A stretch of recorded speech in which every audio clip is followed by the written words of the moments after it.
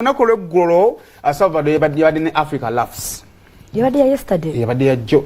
Naite Salvador yalanga concert ye ibana.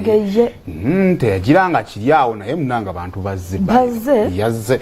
Awo ekintu kye kyanyigiriza ekintu kimu kibayita social capital. Ng'okwata essimu yo n'okubira company ne bagula table 5. N'okwata essimu yo n'obako company n'agyokuya ne bagula table bweziti. Nomaliza nga sente ozikoze nga namba zo zifunya abo ne bajumirwa. Kakati kyade ku show ya Salvador yatunze tables okuva mu bantu ab'enjawulo naye ebintu ebikulu mu show ya Salvador je nalabye timu MK babadde bangi. Team MK babadde bangi nnyo era ndo twamubuuliza nti omukulu MK ng'osooso wazannyo wasaladde eddiro n'otatugamba ko ye positive ewammwe naliyo ddi ngawe nabasanga ne mbagamba nti ndi wammwe ngawe nabasanga ne mbagamba nti ndi wammwe era tukola ki ekyokubiri n'abuuza mbazi struggle egula mmere ki nkimanyi nti nina abaana n'omukyala ate omweru yeetaaga okulabirira okitegedde mwagala muliise struggle ulira gamba bana obusungu nga bungi anagala kwatagamba ekisooka ekyokubiri omuntu wakuwagira nawe wena okola ki okuwagira omuntu alina Facebook account alina Twitter businga omuntu akutweetinga kutegeeza baakusupportinze kakati nze mwagala nve ku bana abampagira nzire ku mmwe abatampagidde amagezi olwo muhedi mba nnina oba tolina mu mazima oba tolinaamu ngamba bannaye omwana w'omulugu aloono ngaatabuse naye nga akikubye abantu babaddeyo yabadde ludda wa concert yabadde ku Kolo Airstrip yabadde aloono twateka agenda ndigenda kwogera Kolo Airstrip nga kyalina egivulu kale sokompe Salvador. Ladies and gentlemen, boys and girls, and put your hands together, show some love, make some noise, all the way from the Palm of Africa. My co-host, Patrick Salvador!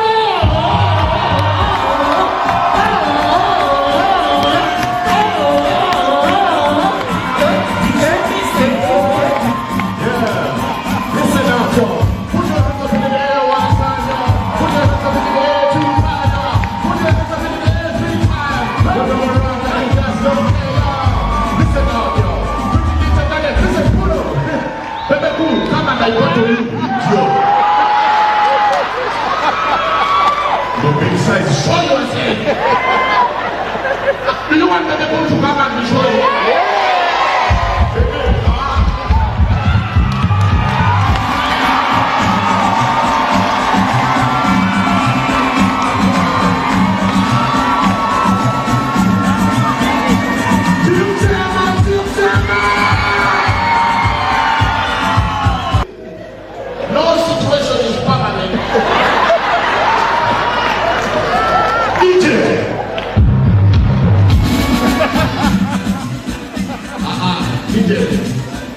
Ladies first.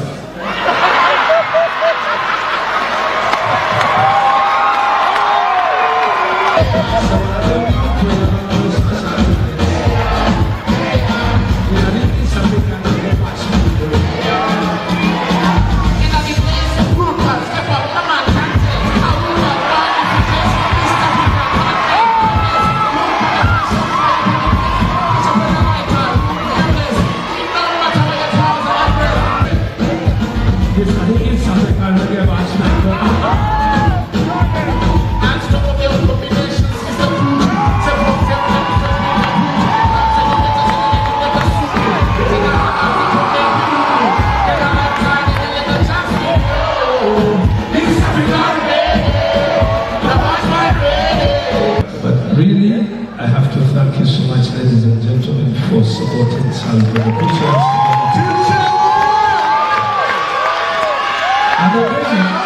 I like the ones who are shouting, they didn't pay for shit. Ugandans, my request is just simple. Let us support all our entertainment platforms and directions, and that's it. And thank you so much. Thank you. Baby Bull, big side.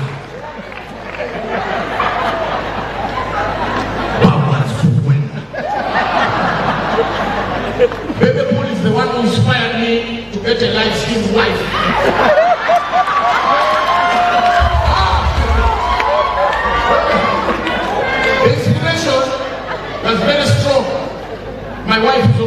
Say hi.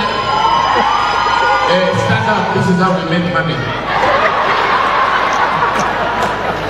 Tuna sanyo amina Africa laughs yanza mukama Africa laughs kimu kigeze bulungi amina kuba yatonye just okukakanya embeera kimu ne kigenda bulungi abantu bazze baweze executive abanene kimu basanyo chene ya bei niza kugera wano muluza nsaka ekira kasho yange teri muyindi asobola ogimakinga mu budget eno show ujira babuti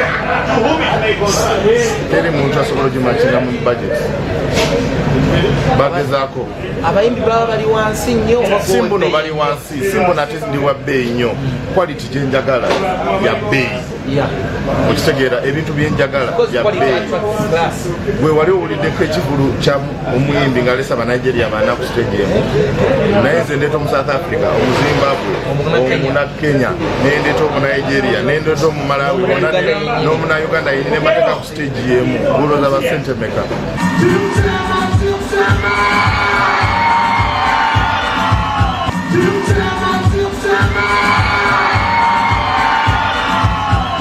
nenga ba MK lwaki bo basusukiddwa nnyo guno omukolo ate nga tumbadde following Africa quite some good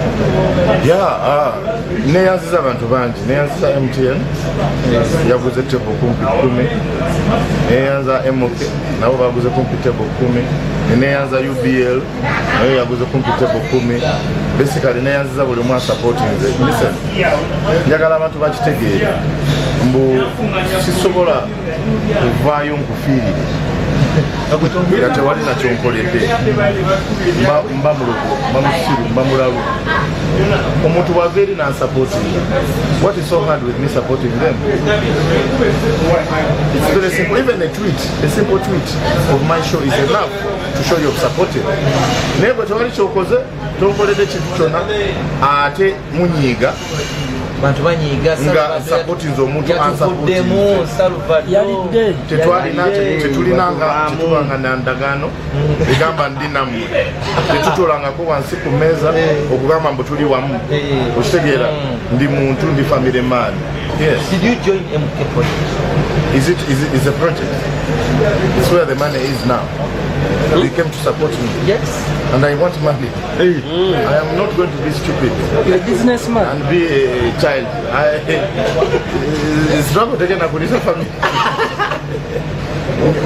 Mbanga yogedde bubi naye njagala twogera amazima tuli bantu bakulu tetuli baana bato ebintu byetukola tulina obibaza ekitegeera I was case wadde onvuluga otya naye case bw'ojja ku show yange n'ogikavaringa n'ogiteeka ku TV wadde onvumya emirundi 10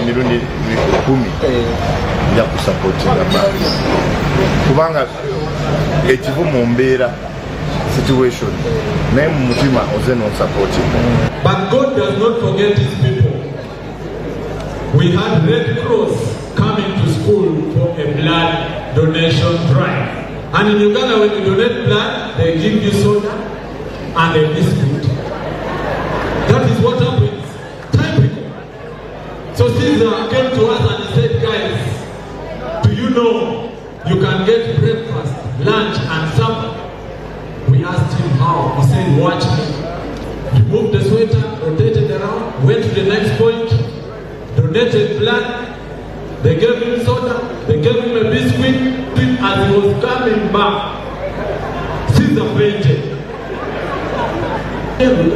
The first nurse came and said, I know this boy, he donated blood at my point. Then until the fourth nurse came and said, he also donated blood at my point. It's very unfortunate, he's going to die. But Caesar had some little energy and he said, nobody is going to die. Just give me back my blood. Give Caesar what belongs to Caesar.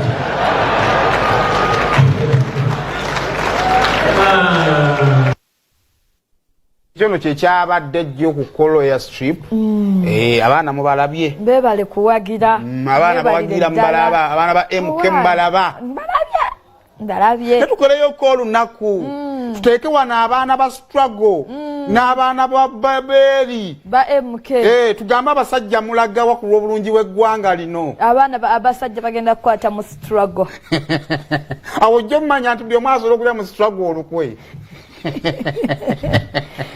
mukwano bajjagera mu struggle ojja kulabanga ne Ssaababanda yennyini agambye nze eggwanga lyange ndyagala sijja genda mu MK